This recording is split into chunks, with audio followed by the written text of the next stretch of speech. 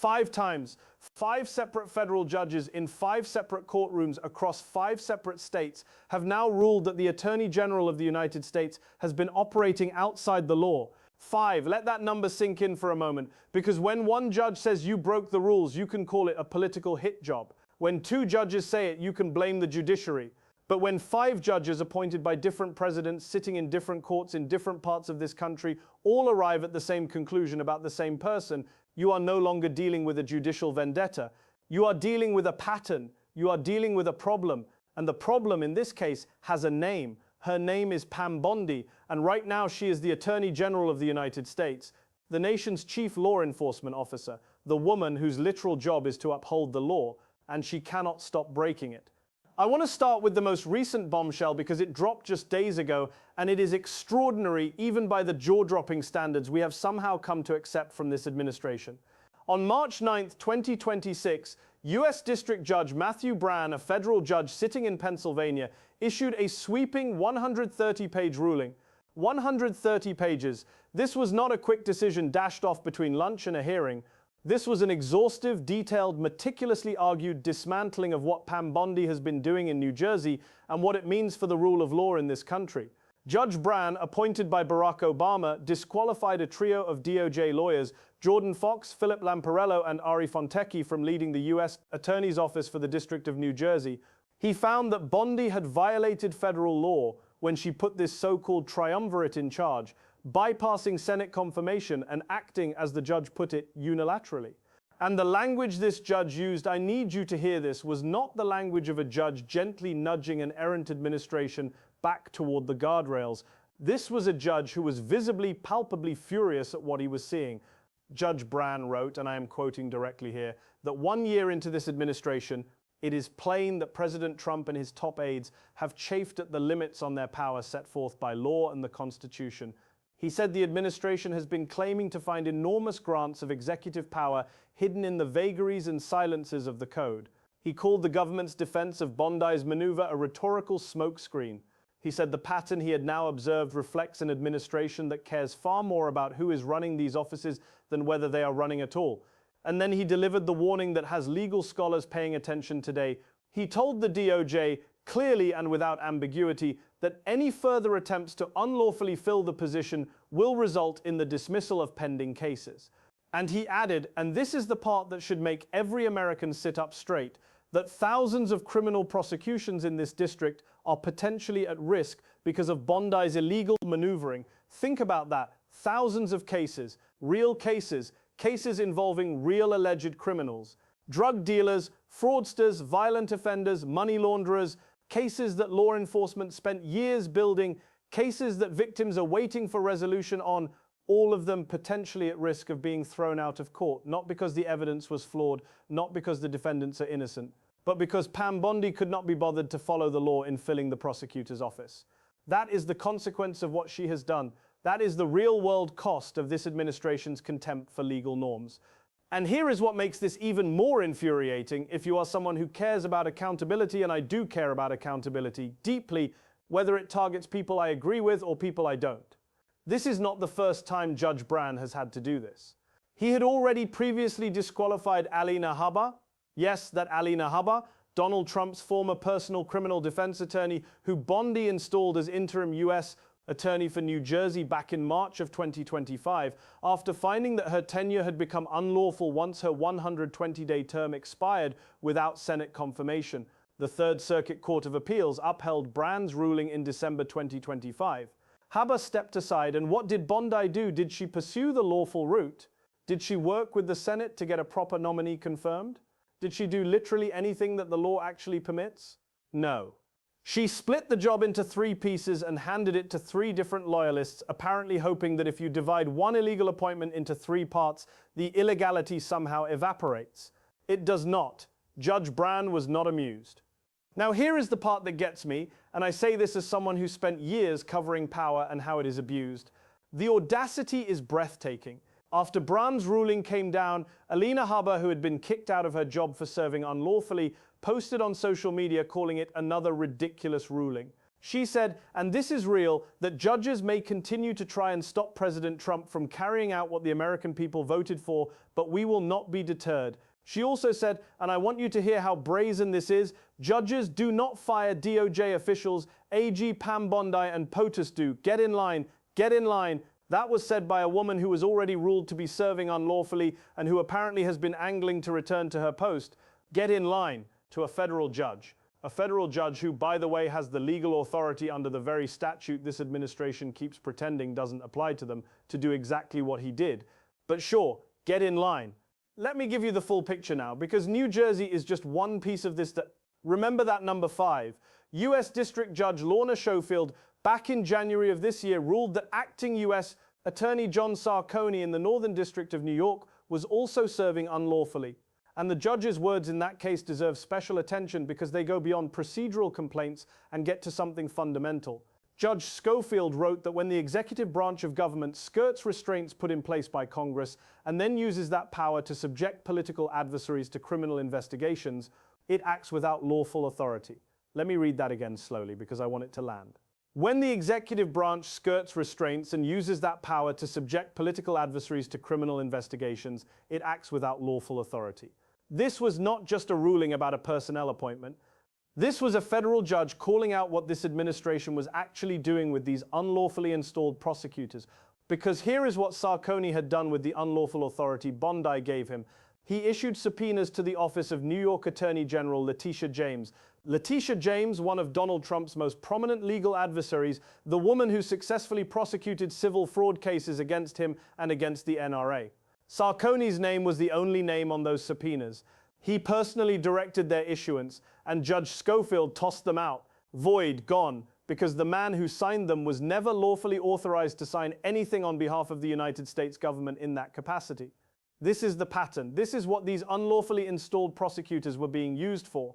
They were political weapons, dressed up in the clothing of federal law enforcement, wielded against the people Donald Trump and his inner circle want punished. And it goes further. In the Eastern District of Virginia, a prosecutor named Lindsay Halligan, another one of Bondi's appointments, another one found to be serving unlawfully, actually brought criminal charges against former FBI Director James Comey and against Letitia James. Both cases were later dismissed after the judge found her appointment was unlawful. Both cases tossed because the person who brought them should never have been in the job. And here is the part that should make your skin crawl. The Justice Department is appealing these rulings. This administration is spending taxpayer money in court, arguing that the law means something other than what 5 separate federal judges have now said it means. They are not embarrassed, they are not chastened, they are not quietly trying to comply while they regroup. They are doubling down. In New Jersey, California, Nevada, New York, Virginia, in all of these states, courts have disqualified Trump-installed prosecutors. The disqualification of Delaware's acting U.S. Attorney Julianne Murray was notable for a different reason. She didn't fight the ruling, she left. She issued a statement saying she naively believed she would be judged on her performance and not on politics. Unfortunately, she said, that was not the case. I find that statement genuinely moving, actually, because it speaks to something real. People of good faith going into this administration believing they could do their jobs professionally, only to discover that the whole operation was never designed for good faith. Murray didn't want her office to become, in her own words, a political football, but that is exactly what Bondi has been making these offices into. Now, I want to turn to the other front in this legal war, because the appointment scandal, as enormous as it is not the only place where Pam Bondi is facing serious legal jeopardy. Let us talk about the Epstein files, because if you think the appointment lawbreaking was brazen, the Epstein situation is something else entirely. Congress passed the Epstein Files Transparency Act. This is a law, not a resolution, not a recommendation, not a strongly worded letter. A law passed by Congress, signed into law, requiring the Department of Justice to release the files related to the Jeffrey Epstein investigation. The DOJ has been legally obligated since August 19, 2025, to hand over the full unredacted files to the House Oversight Committee. What has Bondi done? She released, and I want you to pay close attention to this number, approximately 2% of the total material, maybe 3% on a generous day. Out of 6 million documents in the department's possession, a small fraction has been released, heavily redacted, and in batches that appear designed more to give the appearance of compliance than to actually comply. Republican Congressman Thomas Massie, a Kentucky conservative, not exactly a card-carrying member of the progressive resistance, went on CBS News and called this out explicitly. He said the quickest and most expeditious way to get justice for Epstein's victims is to bring inherent contempt charges against Pam Bondi. He said this, a Republican. He and Democratic Congressman Ro Khanna have been together drafting legislation to do exactly that. Inherent contempt, for those who don't spend their weekends reading constitutional law, is a power that allows Congress to fine or even arrest. Yes, arrest individuals who defy congressional subpoenas or obstruct investigations. Under their proposal, Bondi would be fined for every single day that the remainder of the Epstein files are not released. Every day. And this would need only a House majority to pass. The Senate would not be involved. This is live. This is happening right now. Congresswoman Summer Lee of Pennsylvania has already introduced a formal amendment in committee to hold Bondi in civil contempt. The bipartisan subpoena has been defied. The law has been violated. Even some Republicans who would normally be Bondi's defenders have been unable to look the other way. And what was Bondi's response when she came before the House Judiciary Committee in February? She deflected. She did not answer direct questions. She told the members things like the Dow is over 50,000 right now. I am not making that up. When asked how many of Epstein's accomplices she had indicted, the Dow is over 50,000. That was her answer to a question about Epstein's accomplices. Nearly 400 alumni of her own law school, Stetson University, signed a letter rebuking her.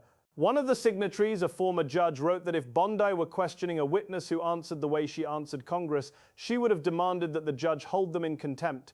Yet when she is the witness, ethical and legal standards are abandoned. Let me also address the bar fight, because it tells you everything about where Bondi's head is at. The Department of Justice recently published a proposed rule in the Federal Register that would require state bar associations to notify the DOJ of any complaint against a current or former DOJ lawyer and to suspend their own investigations until Bondi decides whether to act on the complaint herself. Read that again. The Attorney General wants to be the one to decide whether investigations into her own lawyers move forward. This is not accountability. This is the opposite of accountability. This is the Attorney General attempting to build a moat around her people so that professional disciplinary processes, the same processes that any lawyer in America is subject to, cannot reach them without going through her first. And here is the thing that makes this especially remarkable. Bondi herself was named in a complaint filed with the Florida Bar. The Florida Bar declined to accept it, citing an unpublished policy against disciplining lawyers while they are in public office. So Bondi is at the same time someone who has faced a bar complaint, someone whose department is shielding lawyers from bar complaints, and someone who is proposing new rules to make that shielding permanent and systemic. The conflict of interest is not subtle. Now, I want to step back and talk about what all of this means, because I think it is easy to get lost in the individual rulings and the individual scandals and miss the larger picture. What we are watching is the systematic dismantling of the independence of federal law enforcement.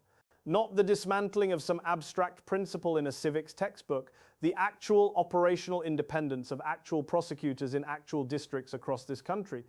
Bondi and this administration have been trying to fill U.S. attorney positions with people who are personally loyal to Donald Trump, who have represented Donald Trump personally, who share Donald Trump's desire to use the prosecutorial power of the federal government to go after his enemies. And when the law has gotten in the way, when the Senate confirmation process has moved too slowly, when the Federal Vacancies Reform Act has imposed constraints, when the courts have said no, they have not stopped. They have tried a workaround. And when the courts have blocked the workaround, they have tried another workaround. And when the courts have blocked that too, they have called the courts illegitimate and kept going anyway. This is the defining legal story of this moment in American history. And I am going to say something I believe very strongly. The fact that 5 courts have ruled against Bondi's appointments is not just a legal problem for Bondi, it is a constitutional crisis for the country. Because here is the question at the center of all of this. What happens when the person who is supposed to enforce the laws of the United States decides that those laws do not apply to her?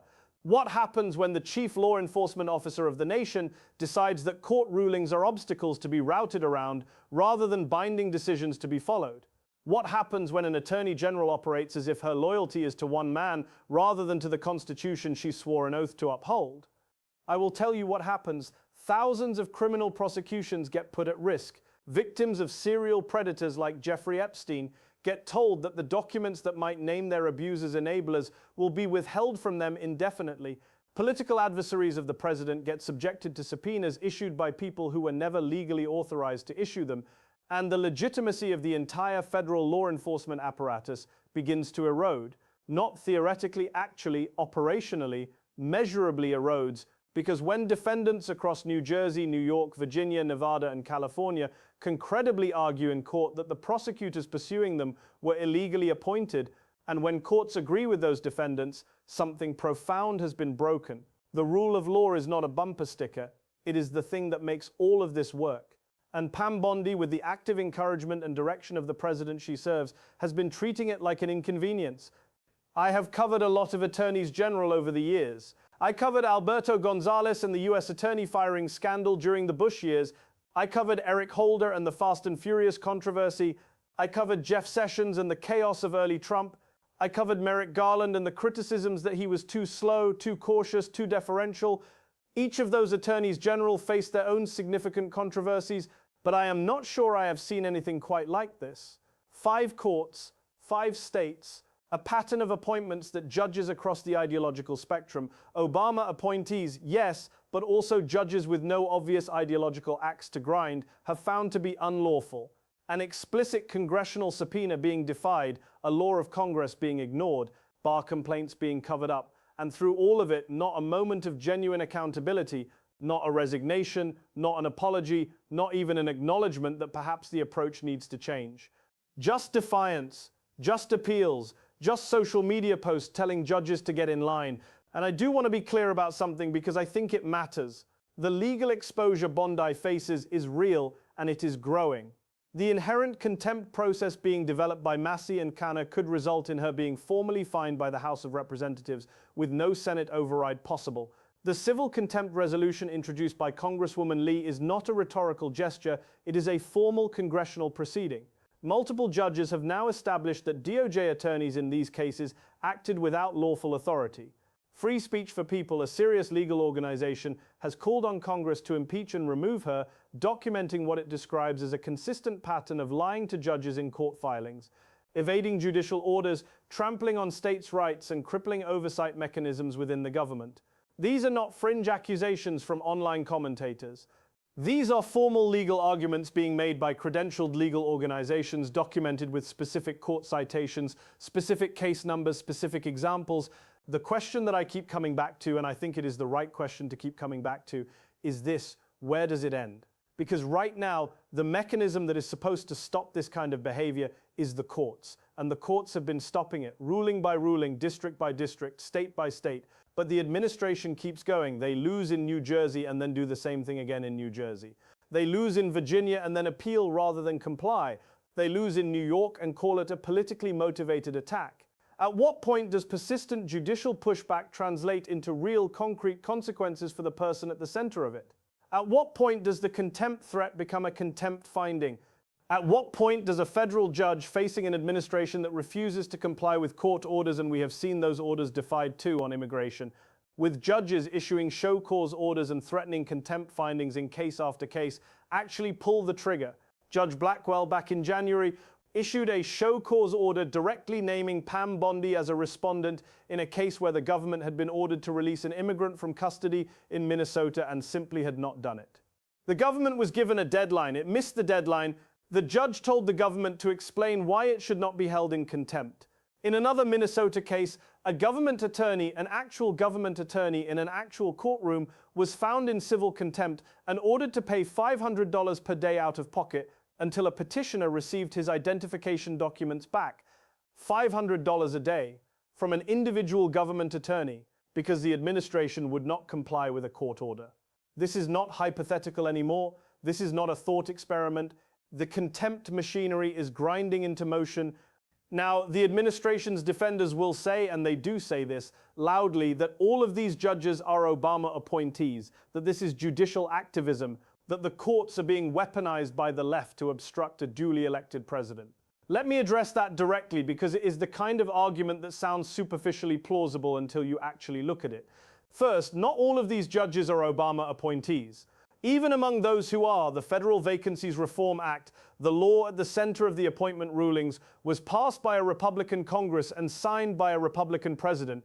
It says what it says, and it says it clearly. Second, the argument that any judge who rules against this administration is by definition a political actor is not a legal argument.